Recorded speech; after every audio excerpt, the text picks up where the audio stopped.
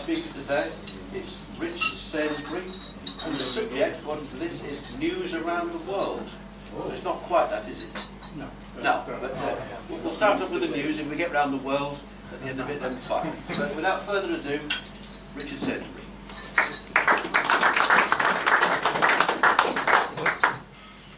Thank you very much for inviting me here today. Thank you very much for a lovely lunch. And it's a great pleasure to get out of the office for a few hours to talk to you. Actually, when Ron rang me about coming to speak to you, it was difficult to decide on the title for the talk. I've actually got on my piece of paper Newsfacts International and any anecdotes.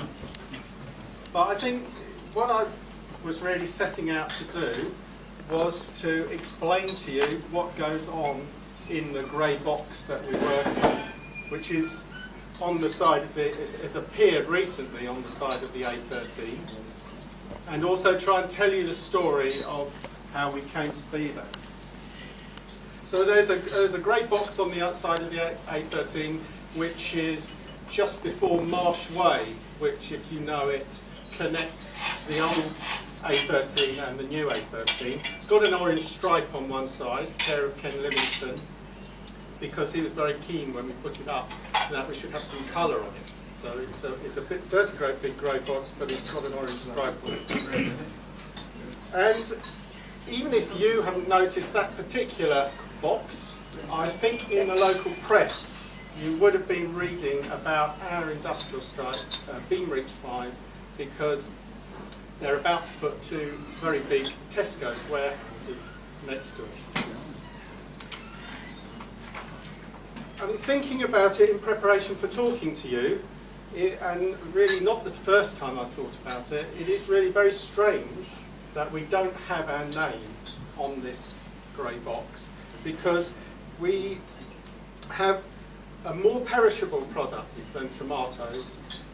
We are printing about 8 million copies of newspapers a week from this site, and Beamreach 5 is not the easiest place to find. In fact, if you put our postcode in the sat-nav, it's never heard of it.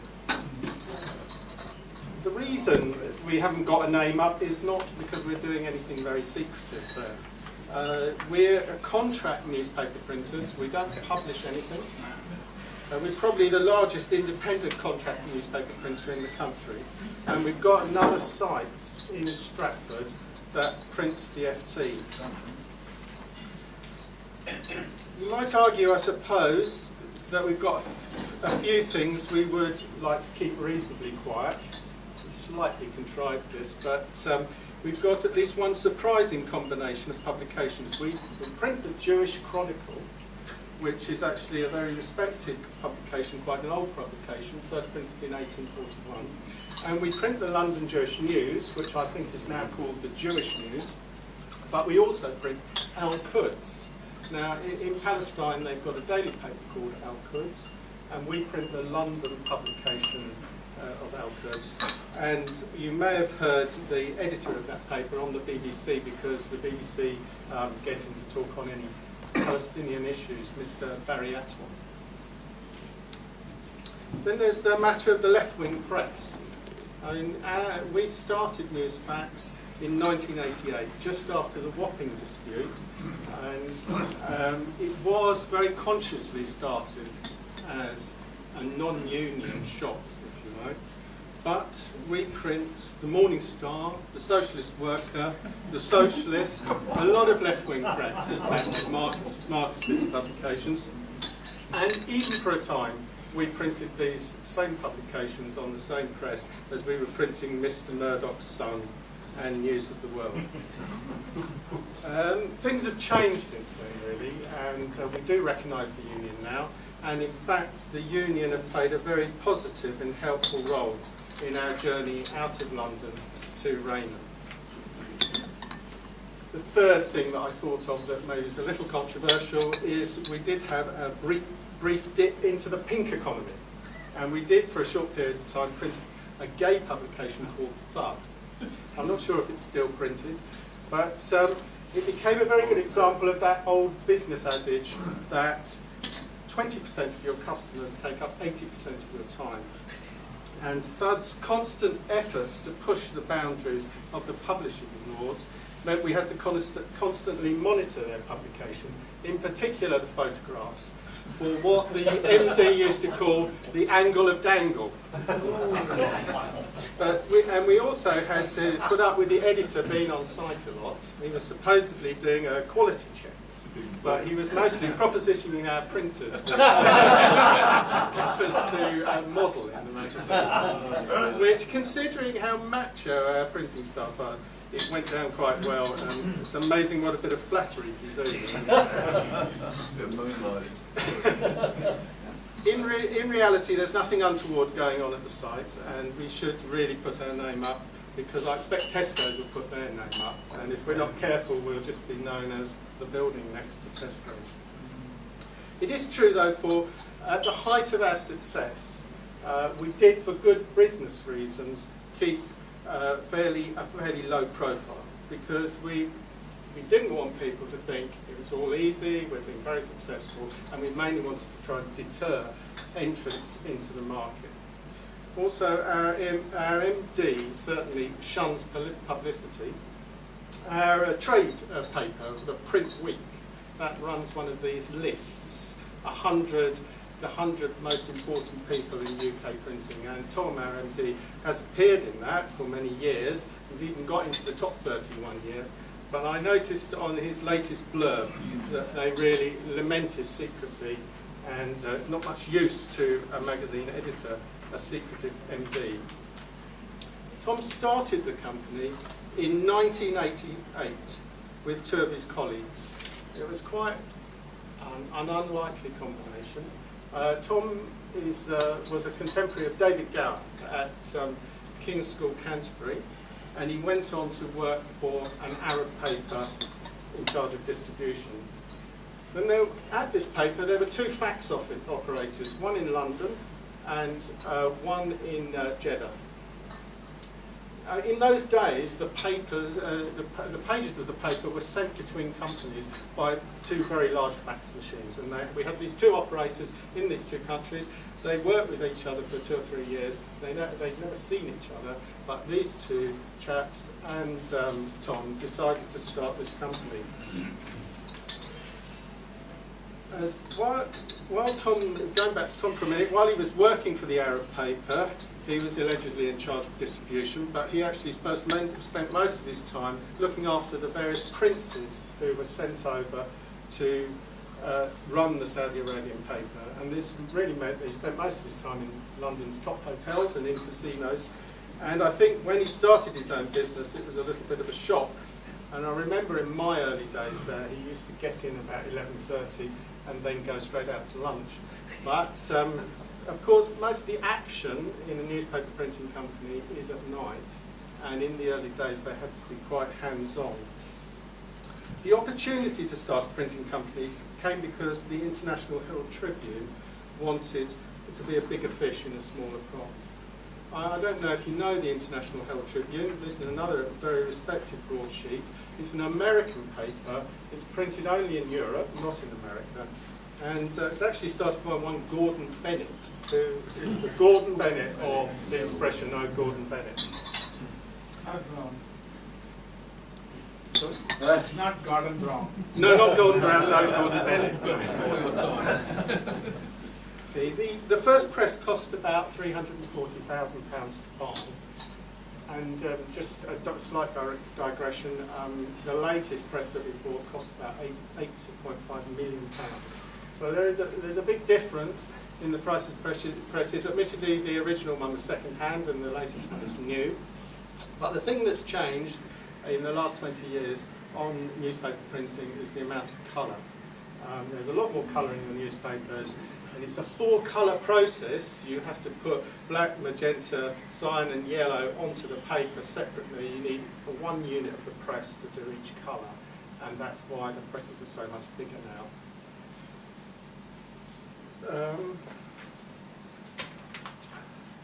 Right, back to the shareholders.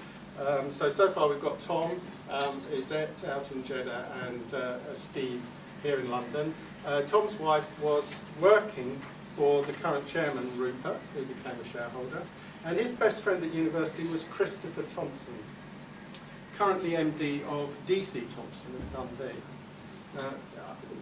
Dundee is supposed to have the 3 J's: jute, jam and journalism. And I believe it's a very good place to grow raspberries, which is why you have the jam.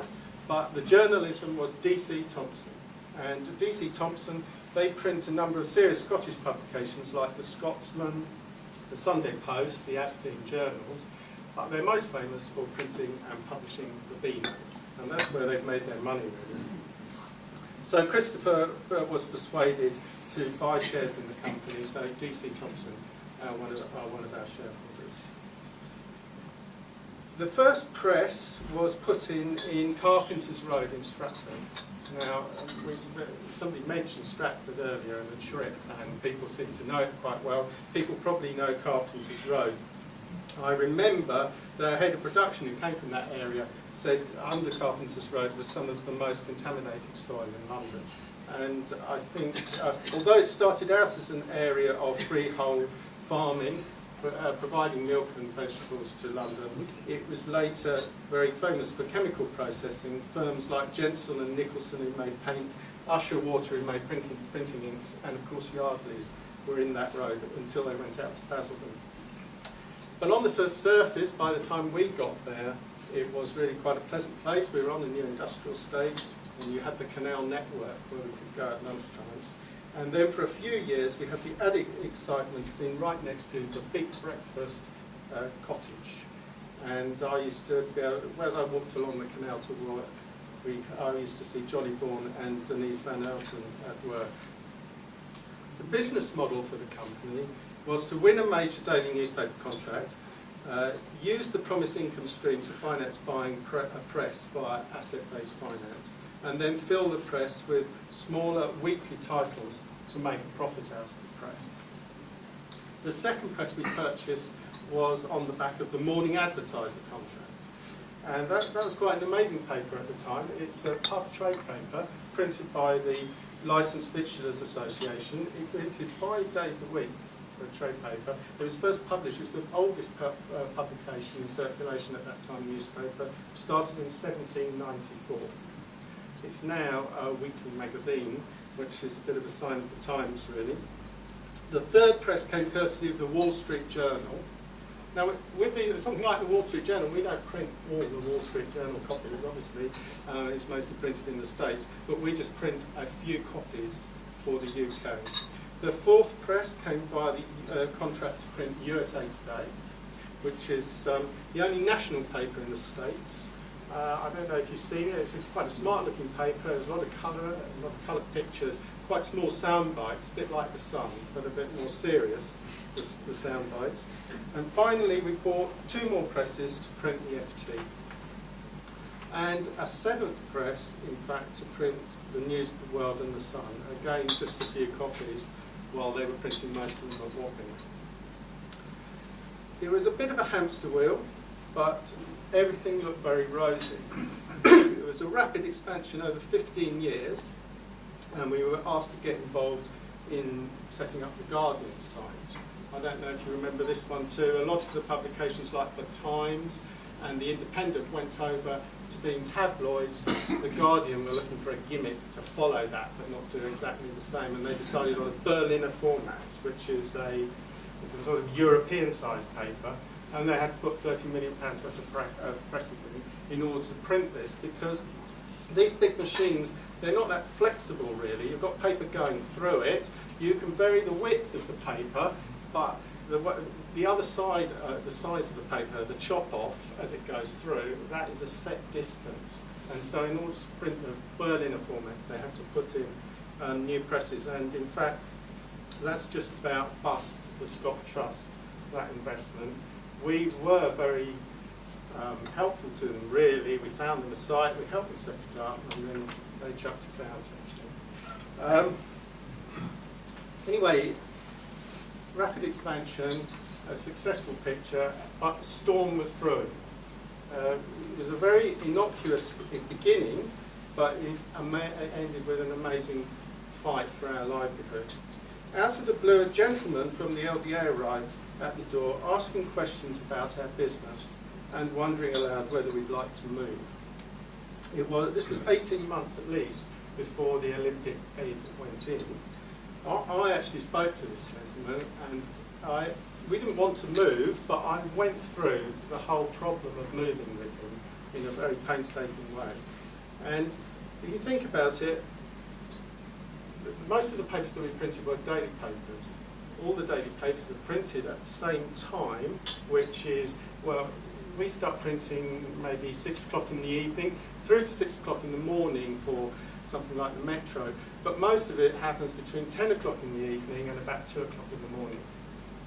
And all over the country, all the presses are filled up at that time. And one thing you can't really do is with a national or even an international daily paper is just stop printing it for 3 or 4 months while you move. So I tried to explain to this chap that if we were going to move by a cheap method, we would have to set up a new press somewhere, and that's a year. You've got the lead time on ordering the press, installing it, commissioning it. Then you could move the titles from one press onto that press, and then you need another 4 months to move the next press and so on. And we had five presses to move, and then we'd have to dismantle the last one and sell it. So 2.5 years it would have taken us by the cheapest method to get out. I mean, his face just glazed over really. I don't know if he really believed me or not, but they put that on the back burner. They got enough land to do the pre-bid. They had to have, I don't know, 45% of the land purchased pre-bid. They put the bid in, and of course they won the bid, and they returned to us with a bit more urgency to ask us if we'd like to move. In fact, you know, we were going to have to move because sooner or later we got the compulsory purchase order, and we were really in a fight then to stay in existence. Now, what they would have liked to have done was pay our shareholders off. We employed about 250 people at that time, and they would have liked to have paid our shareholders off and for them to take the money and for the company to fold.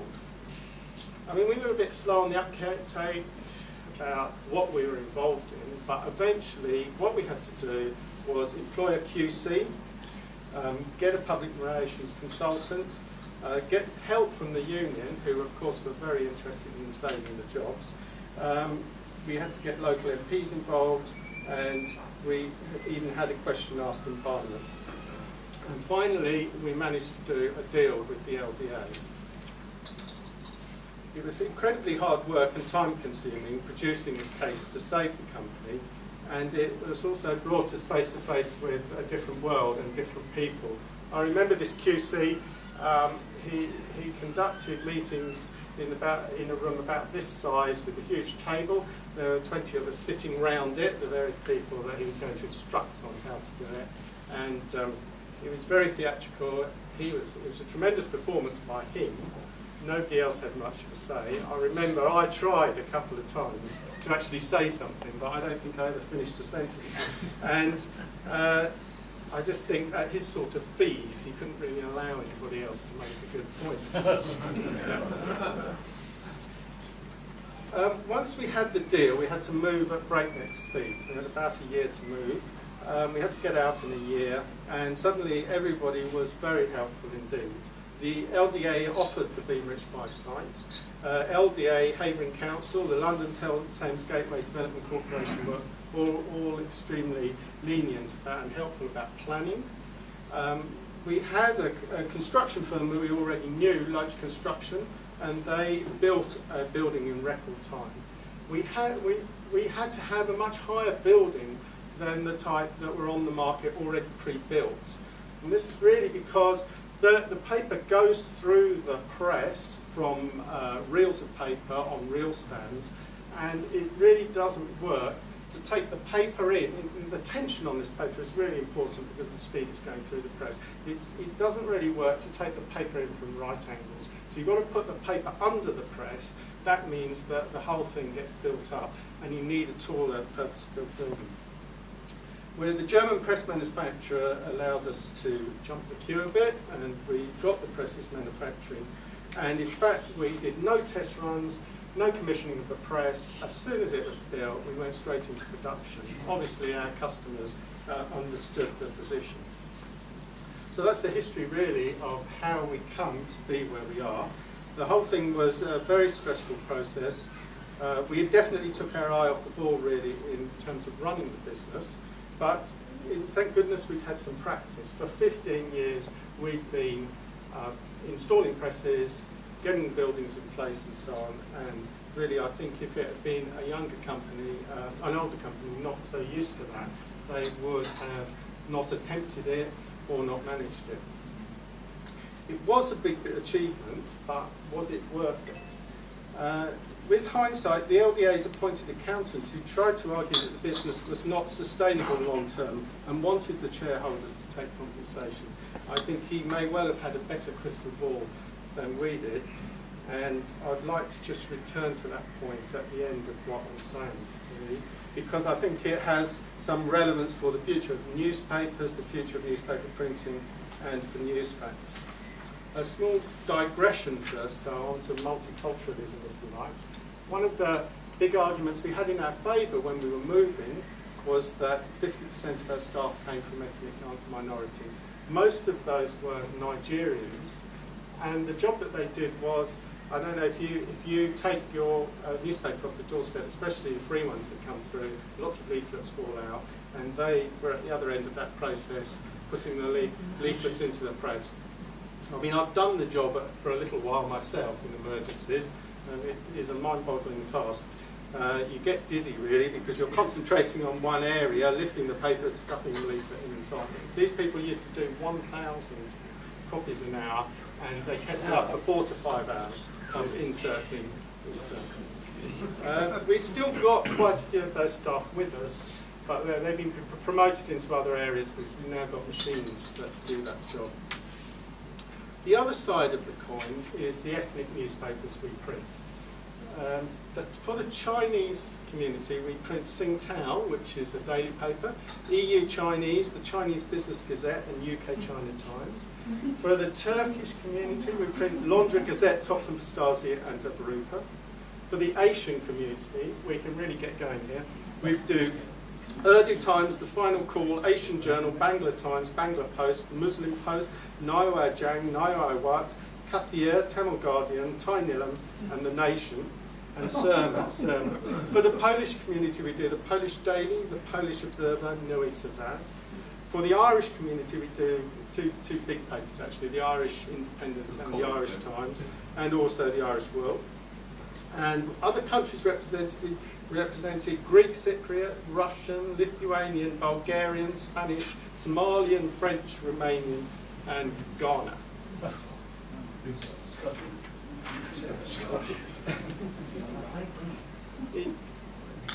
It's probably a sort of area of the press that you're not that aware of, but most of these titles have got quite small circulations, and they're a very important part of our business and an important part of communication within these communities. And they also lead to a very rich and varied business life, especially in some cases on the credit control. One little footnote.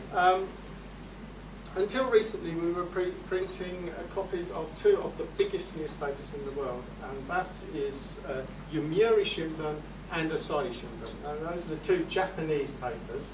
They have the largest world circulation, and we really lost that business recently. One of them's about to go in a few weeks, one's already gone, because of the high-speed channel train that goes past the back of our building, because they can now print in Brussels and get the papers back here in time, and they don't need to print in the UK anymore. So finally, just a very short discussion about how we've fared since moving to the A13 and what the future has in store. To start with, everything looked like it was going to carry on the same. We got a chance to bid for the Metro contract. That's probably the biggest contract that was going to come onto the market in the next 5 years, because most of the large newspapers are printed, the people who publish them, they also print them, like News International, for instance. We did manage to win that contract at a very cheap price, admittedly, And on the back of that, we were able to buy yet another press. It cost us about 8.5 million. It was a press 3 times as wide as the ones that we've had so far, and it's capable of printing 85,000 copies of a 96-page paper, full colour throughout, in 1 hour, or about 1,500 copies per minute. So about 50% of the papers that we now produce at that site on the A13 are metros. And I think this was the indicator of the first of the trends that I'd just like to say a tiny bit about, and that's free newspapers. You probably know about the Evening Standard that's gone free. I think the Independent's going free, but we also print, apart from the Metro, we print the City AM, which is a very successful free paper that's given out in the City of London. All these papers have to survive on advertising revenue alone because they're given out free. Unfortunately, taking on the Metro contract and buying a new press coincided with the beginnings of the credit crunch and also big changes in the number of presses available in the south of England. At Broxbourne, News International opened their new site where they invested in 12 of these new triple-width presses that I'm talking about. And the Trinity Mirror also put several of these presses into their site in Watford. Suddenly there was a massive amount of new capacity in the market and prices had fallen, and it good, straightforward really supply and demand economics. And on the demand side, I remember when the internet first got going, people were talking about it taking 20 years to have a real impact on life. And I think we must be nearing that watershed, as the internet is certainly having a major impact on younger people's newspaper reading habits. Increasingly, buying a newspaper is not on younger people's radar. All round, we've certainly been hit hard by the industry trends of lower advertising spend, weaker demand for newspapers, and excess capacity in the market. And this is where, perhaps, if we had our own internal newspaper, which we don't, we would have the headline, "Saved by the Beano," because really the only reason we now survive is because of the money that DC Thompson and another couple of shareholders with fairly deep pockets have invested back in our business, and that DC Thompson now own a much bigger percentage of the business. What does the future hold? Are the management resourceful enough to survive and keep the business going, or are we now too battle weary? Well, I think we have been hanging on a bit for the last 18 months. We've taken our pay cuts along with the rest of the staff. We've had our redundancies and our cost-cutting exercises. And firstly, I think we need a little new blood. And John's come along with me this evening. He's one person who's joined us as the sales manager. And we've also had somebody join us from the Financial Times, Richard Bolton. So we've got a bit of new blood. And we also badly need some new ideas. And I don't think we're too worried that Tesco's are taking up all the land around us, because I don't think it's going to be more of the same. But I think some new technologies are coming through, which maybe we've got the gem of some new ideas which may take us forward. But on that one, I think we need to return to our rather secretive ways. Thank you very much indeed.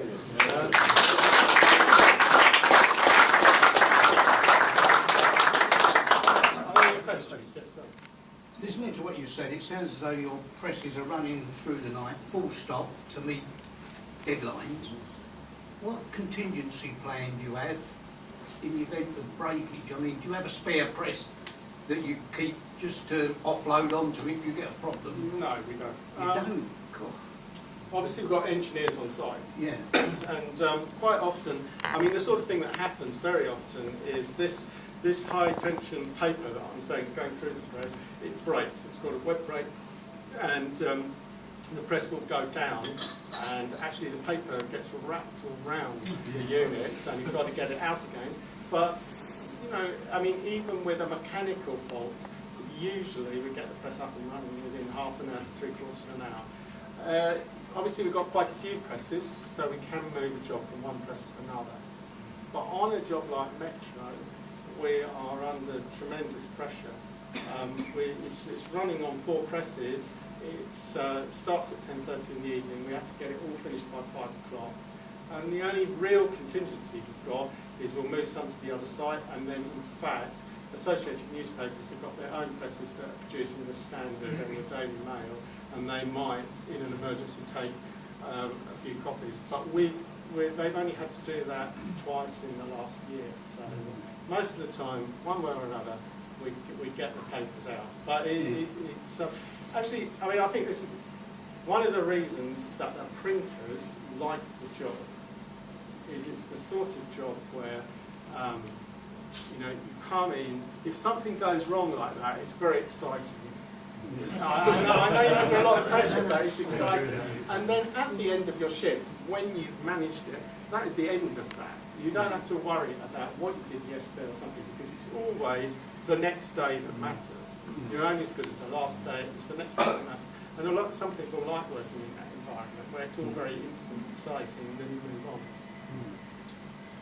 How many people are employed in your place? Now we're down to about 120 people. That's all. Yeah, 120 people, and about 60 of those are printers. So we've made quite a few redundancies in recent times, and we also contracted out some labour. So we've actually got more people in the building than that, but we don't employ them. So. Yeah. Is the cost of maintenance fairly high on the machines? Are they fairly economical? Well, they are quite high, and see, quite a few of our machines are quite new now, and in the first 2 or 3 years there isn't a big problem about maintenance, but the presses that we put in the middle of the 1990s, they do cost quite a lot to maintain. Are they sort of checked over during the day? Yes. Or in any downtime, really. We have people working on maintenance the whole time. You mentioned about the growth of the freebies, and I'm particularly concerned here the independent maybe going into a freebie. I frankly don't understand the economics of it. I understand it's due to they are based on advertising. Nevertheless, we are in a recession which could well get worse. And in a sense, it seems to me they're committing suicide, that the papers will not last, the Standard won't last, the Independent won't last, and we'll not have them. Is what is happening, or is there a brighter future which I don't see? Well, I'm not sure. I think that there is a lot of truth in what you're saying. I think there's a lot of things that the major newspapers, because they've been hit, the newspaper publishers have been extremely successful in this country for a long time. They've been making a lot of money for many years. And now, with the internet and people, the reduced interest in reading newspapers, they're not making the same sort of money. And maybe some of the decisions they've made have not really been that wise. And you know, Rupert Murdoch's trying to go back on his decision to provide free information on the internet. And with the free newspapers, they just, in terms of competition, the first person who did it thought that it was a good idea, but of course everybody followed. In fact, Associated Newspapers, they paid us for a year to do nothing, to keep the press slot open, in order that either a rival couldn't print on it at a specific time, or they had the option at any point to go into production of a free sheet of some sort. So it's very highly competitive, and they may well have made a big mistake. I don't know. But I think Metro's a bit different, isn't it? Because to a certain extent, it is a new market. I mean, there are X number of people who would have bought a daily paper in the morning, and there are a lot of people who wouldn't. And now, at least, you're picking it up. I mean, one copy of Metro is probably read by 3 or 4 people, because you just leave it on your seat, and then the next person comes along and reads it. And from the advertiser's point of view, that's quite good. It must be affecting your day business. Any other questions? Sorry. Now, before a vote of thanks is given to you, Richard, I think I should inform the club that unlike any of our other speakers, Richard has given this club a very generous donation for our charity.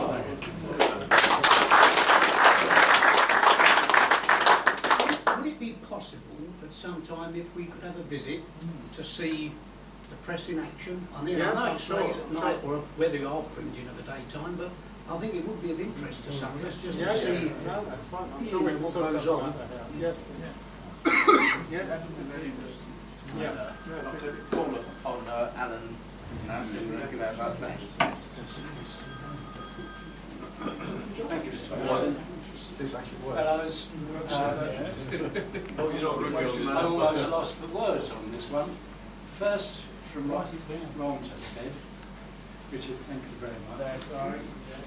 And secondly, I think we are all, well, I am anyway, confused at the statistics and the information you've pumped out at us. It's opened a view of an entirely different world as far as we're concerned, which I'm confident in saying that very few of us knew anything about. We now know a bit more about it. I find myself in the difficult situation of probably quietly cursing your kind every morning. Because I have to pick up all the detritus that falls out of the newspapers. In my geriatric state, this is not easy. However, fellows, please, will you join me in thanking Richard for a most entertaining and informative.